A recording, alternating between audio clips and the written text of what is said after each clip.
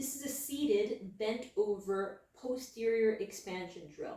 You're going to need a bench, and I've got a step here because ideally we want our knees and our hips at roughly 90 degrees, but the key is that we can feel our two sit bones, so those bony protrusions on your butt. Now for me, when my feet are down, I just can't feel those contacts quite as much, so I've got a step here that I'm using. So find a setup that works well for you. We're going to use a standard pillow and we're going to roll it in half, so it's about that thick, and then we're going to place it and wedge it under those lower ribs.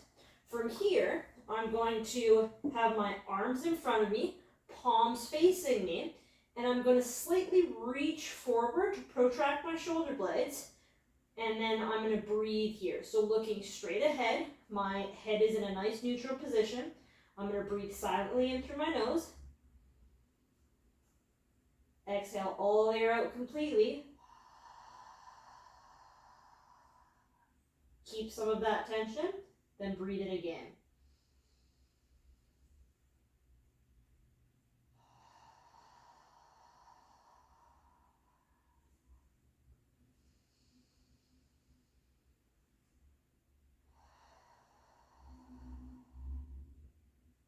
Now we want to make sure that a couple of things, our head position's neutral, that we're not too far cranked forward or down. I'm looking straight ahead in between my hands. And now this might be too much flexion for some people. So if you need to, you can place like some books or another step onto your knees and then have that pillow above and do the same thing. So we're not in as much flexion. Keep that reach, feel the sit bones, and breathe there as well. And it can be the opposite as well, where somebody might need even more hip flexion, or more flexion in general, and you can simply just reach forward a little bit more.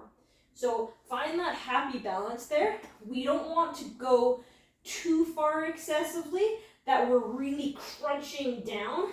All of this should be about a 3 out of 10 in terms of intensity. We're trying to get some expansion through that posterior part of our back and our posterior erector spinae muscles.